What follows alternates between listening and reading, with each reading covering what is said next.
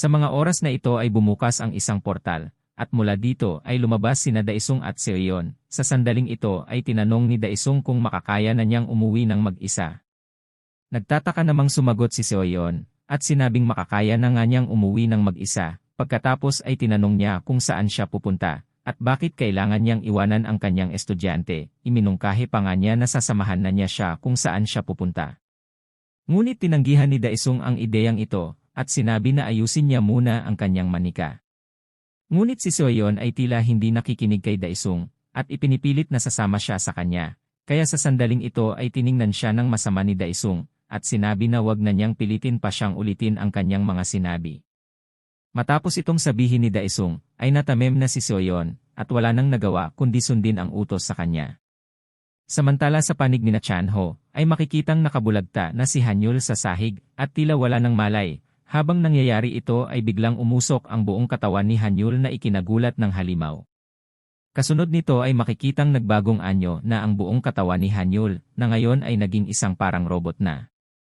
Matapos ng pagbabagong anyo na ito, ay minura niya ang halimaw at agad na sumugod patungo dito, at sa isang mabilis na atake, ay sinuntok niya sa mukha ang halimaw na ito. At dahil na rin sa lakas ng ataking ito, ay napaatras ang malaking halimaw na ito. Ngunit matapos niyang gawin yon, ay biglang nagsalita ang halimaw at sinabi na sumusobra na siya, pero bago pa niya matapos ang kanyang mga sasabihin, ay nagsagawa na ng panibagong atake si Hanyul, at ginamit sa halimaw na ito ang kanyang aura quantum cannon. Dahil na rin sa bilis ng mga pangyayari, ay hindi na nagawang makaiwas pa ng halimaw na ito, na nagresulta ng pagsabog ng kalahati ng katawan nito, at tuluyan na ngang bumagsak sa sahig ang wala ng buhay na kalahating katawan ng halimaw. Samantala matapos gawin ito ng direktor, ay tila naubos ang enerhiya nito, at tila iniinda pa rin ang kanyang pinsala na natamo sa kanyang tagiliran. Samantala sa sandaling ito ay lumapit na sina Chanho at Choyong, at kinukumusta ang kalagayan ng direktor. Sa kabilang banda si Chanho, matapos makita ang katawan ng direktor, ay napagtanto na totoo pala na ang katawan nito ay gawa sa mga aura weapons. Habang nangyayari pa ito, ay sinabi ng direktor sa kanila na kailangan muna nilang magpahinga dito, dahil kailangan niya munang i-recharge ang kanyang ether core. Sa sandaling ito ay sinabi ni Chanho, na sa palagay niya ay ginagamit sila ng taong nagdala sa kanila dito, upang paglaruan sa kanyang maduming laro. Samantala ang salarin na promotor sa mga panganib na kinakarap nila, ay kasalukuyang pinapanood sila sa kanyang monitor, at sa mga oras na ito ay napapamura siya, dahil hindi niya inakala na gagamitin pa niya ang isa sa malalakas niyang halimaw. Dahil noong una ay gusto sana niyang hulihin ang mga ito nang hindi nasasaktan, upang gamitin sa kanyang mga eksperimento. Ngunit ngayon ay wala na siyang choice, kaya pinindot niya na ang buton upang pakawalan ang pinakamalakas niyang halimaw.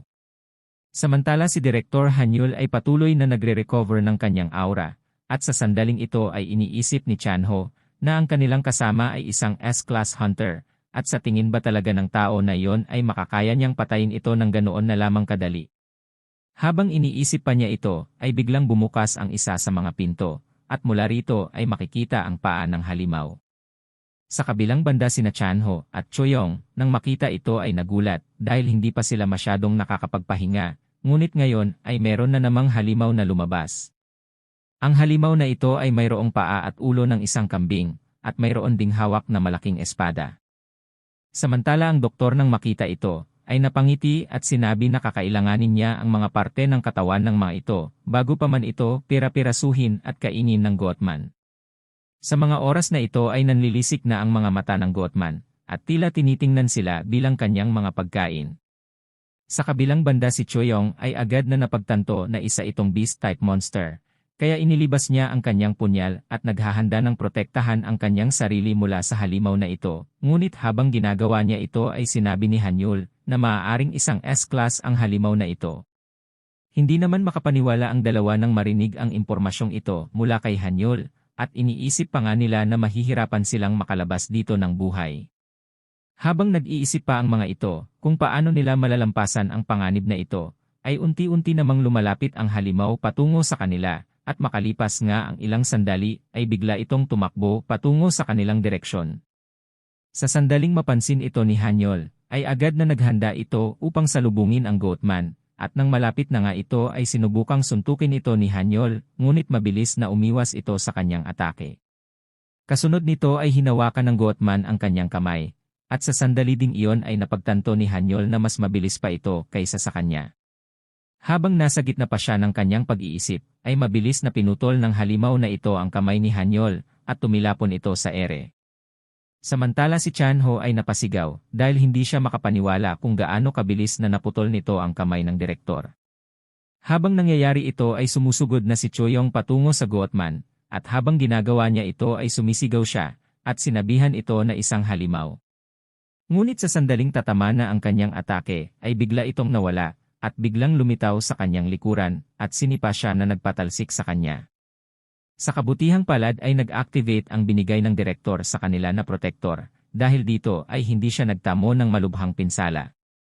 Samantala habang nangyayari iyon, ay sinamantala ito ni Hanyol upang gamitin ang kanyang aura quantum cannon sa Goatman, ngunit bago pa man niya mapakawalan ang ataking ito, ay sumugod na ang Goatman patungo sa kanya, at mabilis na pinutol ang isa pa niyang kamay.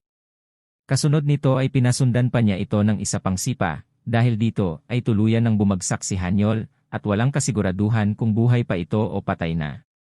Samantala si Chanho nang makita ang pangyayaring ito, ay sumigaw at pinatitigil ang Goatman sa kanyang ginagawa kay Hanyol.